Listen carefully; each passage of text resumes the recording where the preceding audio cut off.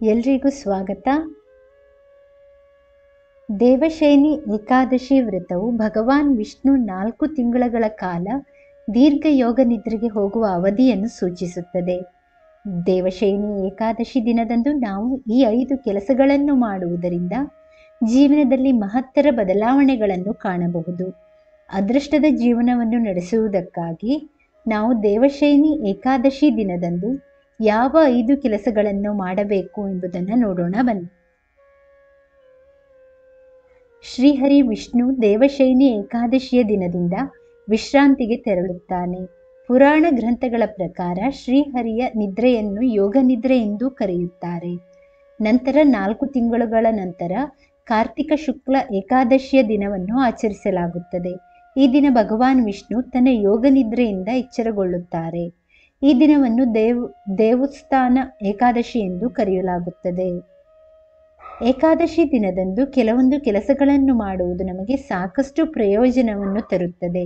ಈ ದಿನದಂದು ಈ 5 ವಿಶೇಷ ಕೆಲಸಗಳನ್ನು ಮಾಡಿದರೆ ಒಬ್ಬ ವ್ಯಕ್ತಿಯ ಅದೃಷ್ಟವು ರಾತ್ರೋರಾತ್ರಿ ಹೊಳೆಯಲಿದೆ ಮತ್ತು ಜೀವನದಲ್ಲಿ ಒಳ್ಳೆಯದಾಗಲಿದೆ.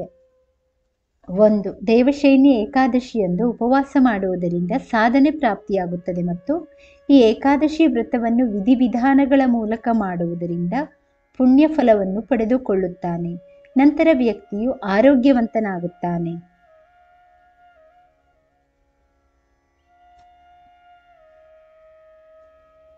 2. ಈ ದಿನದಂದು ವಿಧಿವತ್ತಾಗಿ ಪೂಜೆ ಮಾಡುವುದರಿಂದ ಮತ್ತು ದೇವಶಯನಿ ಏಕಾದಶಿಯ ಕಥೆಯನ್ನು ಕೇಳುವುದರಿಂದ ಎಲ್ಲ ತೊಂದರೆಗಳು ದೂರವಾಗುತ್ತವೆ ಮತ್ತು ಅದೃಷ್ಟವು ನಿಮಗೆ ಸಾಥ್ ನೀಡಲು ಪ್ರಾರಂಭವಾಗುತ್ತದೆ.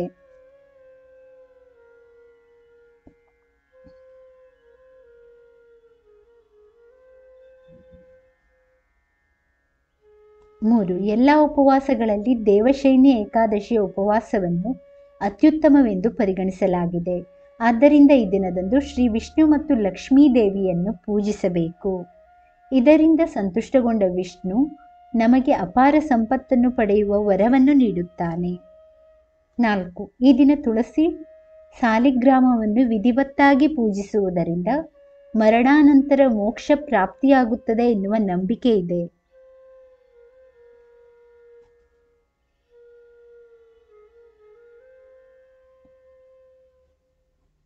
5. ದೇವಶಯನಿ ಏಕಾದಶಿಯ ದಿನದಂದು ಸಂಜೆ ತುಳಸಿ ಗಿಡದ ಬಳಿ ತುಪ್ಪದ ದೀಪವನ್ನು ಹಚ್ಚಿ ಓಂ ವಾಸುದೇವಾಯ ನಮಃ ಎಂಬ ಮಂತ್ರವನ್ನು 108 ಬಾರಿ ಜಪಿಸಿ 11 ಬಾರಿ ತುಳಸಿ ಪ್ರದಕ್ಷಿಣೆ ಮಾಡಿ. ಈ ಕೆಲಸದಿಂದ ನೀವು ಎಲ್ಲ ಪಾಪಗಳಿಂದ ಮುಕ್ತರಾಗುತ್ತೀರಿ ಮತ್ತು ಮನೆಯಲ್ಲಿ ಸಂತೋಷ ಮತ್ತು ಶಾಂತಿ ಇರುತ್ತದೆ.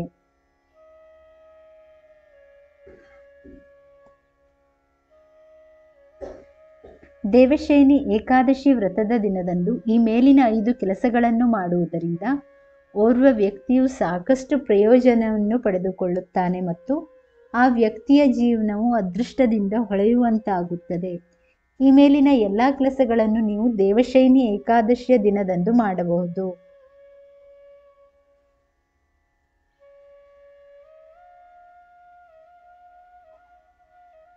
ವೀಕ್ಷಕರೇ, ಈ ಮಾಹಿತಿ ಇಷ್ಟವಾದಲ್ಲಿ ದಯವಿಟ್ಟು ವಿಡಿಯೋನ ಲೈಕ್ ಮಾಡಿ, ಚಾನಲನ್ನು ಸಬ್ಸ್ಕ್ರೈಬ್ ಮಾಡಿ. ಕೇಳಿದ್ದಕ್ಕಾಗಿ ಧನ್ಯವಾದಗಳು.